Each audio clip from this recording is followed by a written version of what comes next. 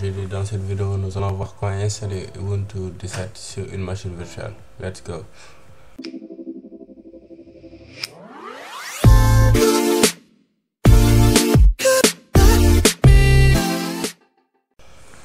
Donc, vous allez commencer par aller télécharger Virtualbox.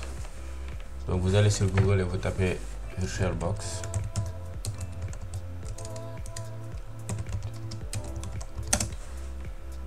Ensuite, vous cliquez sur le premier lien.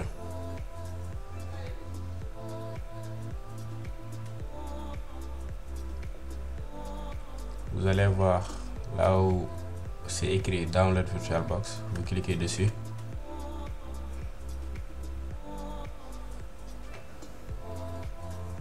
Et vous avez le choix entre les trois systèmes d'exploitation.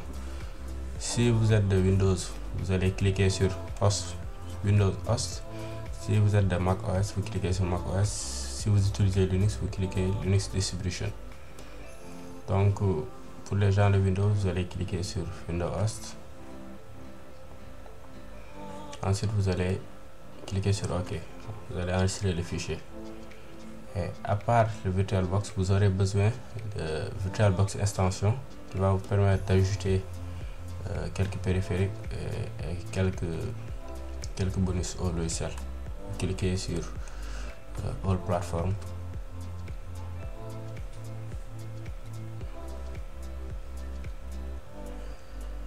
Vous le téléchargez aussi. Après ça, vous aurez besoin de l'ISO, c'est-à-dire le système d'exploitation Ubuntu. Donc vous allez sur le site Ubuntu et vous allez le télécharger là-bas. Donc vous tapez Ubuntu sur Google. Ensuite vous allez cliquer sur le premier lien.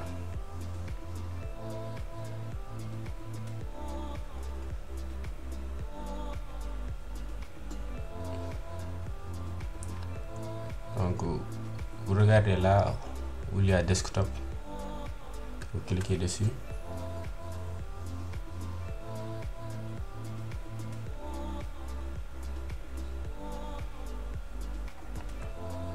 Voilà, donc Ubuntu for desktop, vous cliquez download Ubuntu.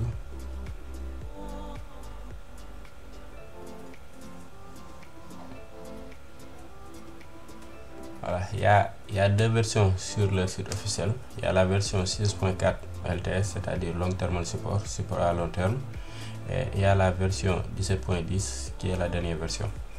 Donc vous avez deux possibilités, soit vous la téléchargez via le navigateur Firefox ou vous la téléchargez via eTorrent. Si vous avez une connexion qui est lente, qui n'est pas rapide, je vous conseille de la télécharger via eTorrent. Donc si votre connexion marche bien, bon, vous pouvez cliquer directement sur download et l'enregistrer.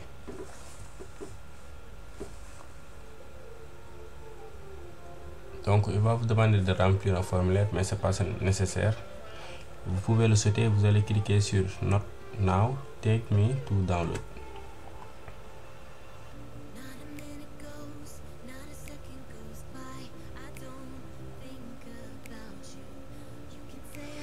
Donc voilà, vous allez l'enregistrer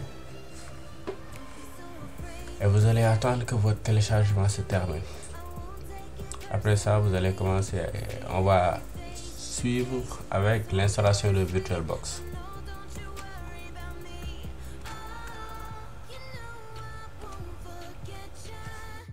Donc me voilà sur Windows 7. On va installer Virtualbox et son extension. Donc vous cliquez sur votre dossier de téléchargement. Ensuite vous double-cliquez sur Virtualbox.8. L'installation commence. Vous allez commencer par cliquer sur Next. Ensuite Next encore. Next. Et Yes. Ensuite vous cliquez sur Install. Donc un message qui va s'afficher, c'est juste pour les contrôles, pour l'administration de Windows. Vous allez cliquer sur lui.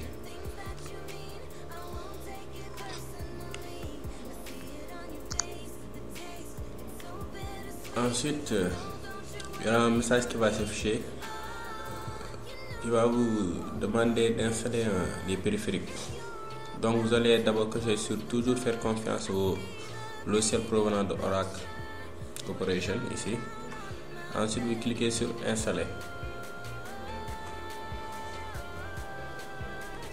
Ensuite vous décochez Start Oracle VM Virtualbox et vous cliquez sur Finish. Après avoir installé Virtualbox, maintenant on va installer les extensions. Donc vous allez cliquer sur Oracle VM Virtualbox Extension, vous double-cliquez et vous attendez. Virtualbox va vous demander si vous voulez installer les extensions. Vous allez cliquer sur Installation.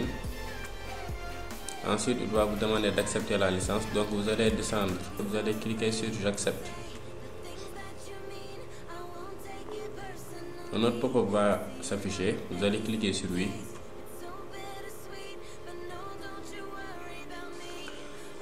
C'est bon, l'installation de l'extension a été fait avec succès.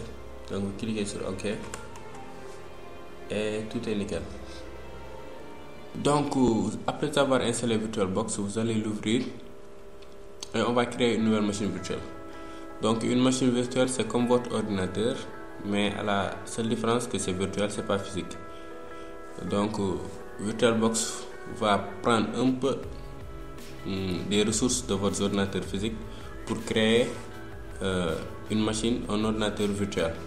Et à partir de cet ordinateur virtuel, on va installer tous les systèmes qu'on voudra. Voilà. Maintenant, il faut cliquer sur Nouvelle. Ne tenez pas compte de ce que vous voyez à gauche là. Ça fait pas partie du tuto, donc ne vous inquiétez pas. Si vous n'avez pas ça, c'est pas grave, vous ne devez pas l'avoir normalement. Donc vous devez cliquer sur Nouvelle. Ensuite il va vous demander de remplir ce formulaire pour dire quel système d'exploitation vous voulez installer, quelle machine virtuelle vous voulez créer. Donc ici, comme on installe du Ubuntu, on va donner comme nom type Linux et version 64, ou bien si vous avez Ubuntu 32. Donc je prends le 64. Ensuite je clique sur suivant.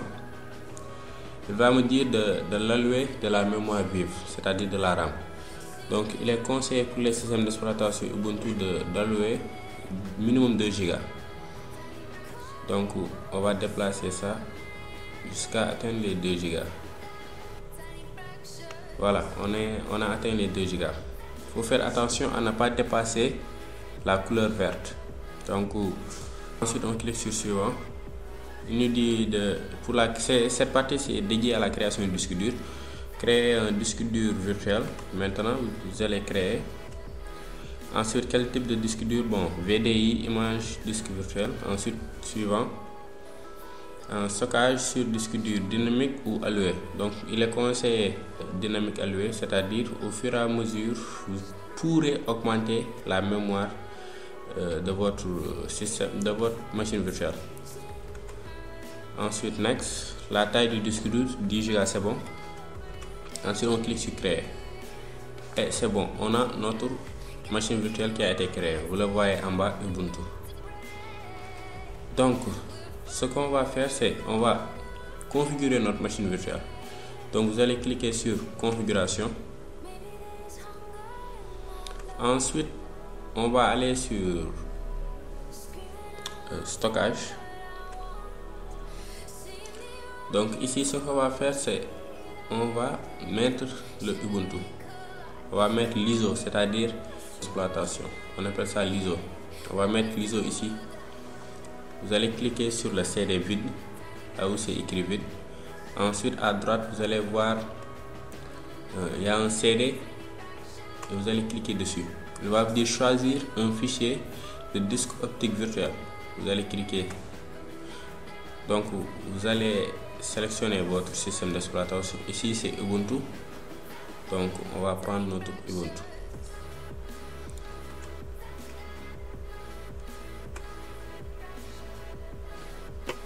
Après avoir fait ça,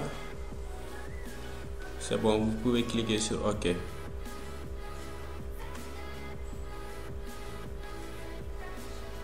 ensuite, vous cliquez sur démarrer. Je vous conseille de mettre l'application en plein écran. Donc vous avez cliqué sur écran, ensuite sur mode plein écran, ensuite permettez.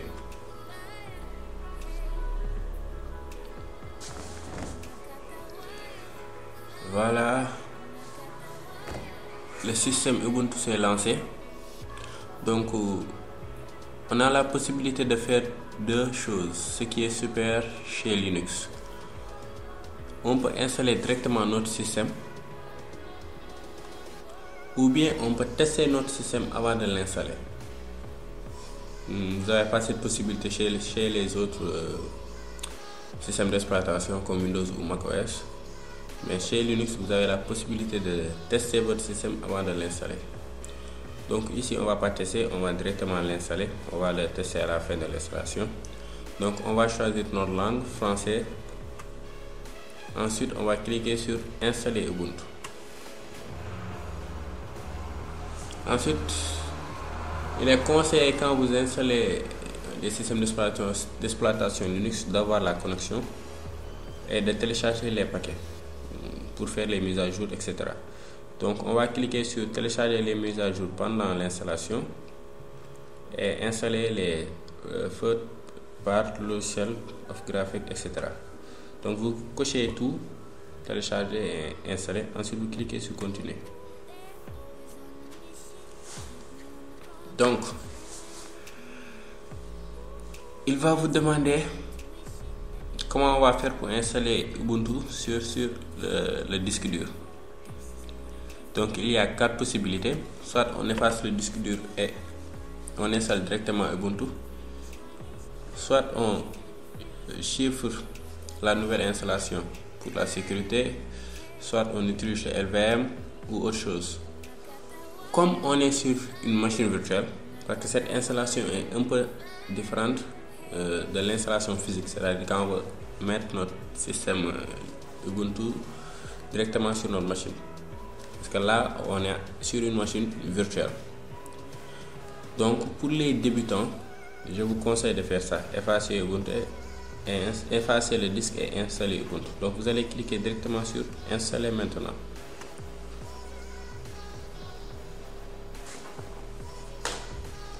Voilà, il va vous demander une confirmation. Vous allez cliquer sur continuer. Après ça, vous devez remplir quelques informations. Par exemple, où vous êtes dans le monde.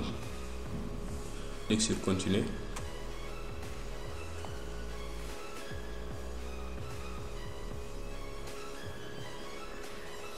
Il va vous demander quel type de clavier vous avez.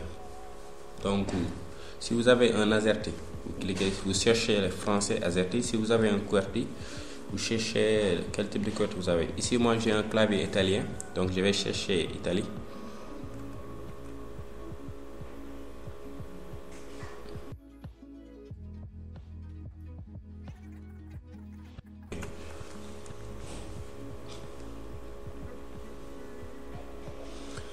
Il va vous demander des informations sur le compte utilisateur,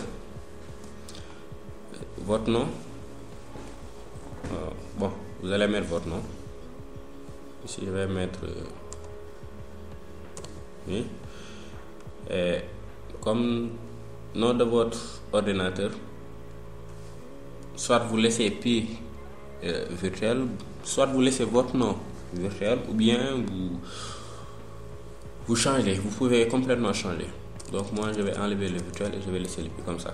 Ensuite choisir un nom d'utilisateur, je laisse pi aussi. C'est à vous de choisir, vous faites ce que vous voulez.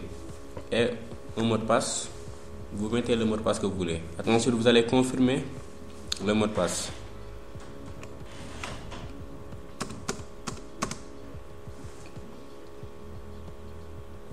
Après vous pouvez choisir entre ces différentes options, ouvrir la session automatique, demander mon mot de passe pour ouvrir une session, etc. Donc il est conseillé de choisir la deuxième option, demander mon mot de passe pour ouvrir la session. Ensuite vous allez cliquer sur continuer et c'est bon. Vous allez attendre que le système s'installe. C'est hyper facile et cool.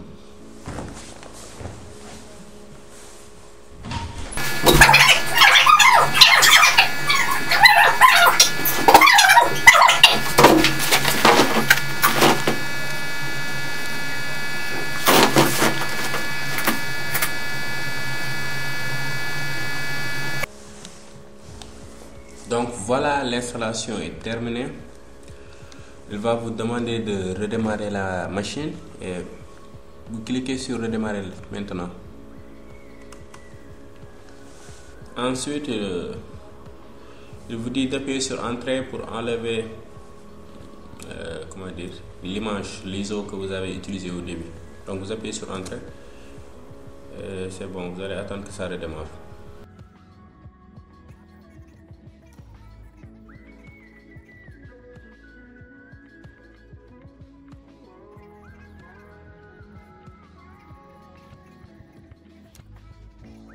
Donc voilà,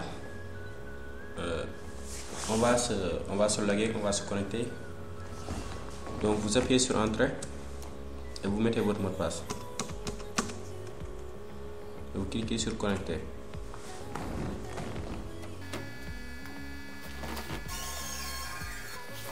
Voilà, là on est sur du Ubuntu 17.4. C'est la dernière version d'Ubuntu qui a été publiée. Vous voyez que, bon, pour les gens qui ont déjà utilisé Ubuntu, il y a une légère différence. Ubuntu a changé de thème. Il a quitté Unity pour venir sur GNOME. Et c'est super. Hein? Donc là, on a Firefox. Et bon. La vidéo est terminée, j'espère que ça vous a plu. Si oui, likez-la, partagez-la, abonnez-vous à ma chaîne, c'est important, ça m'aide à développer la page. Et je vous dis à la prochaine, ciao.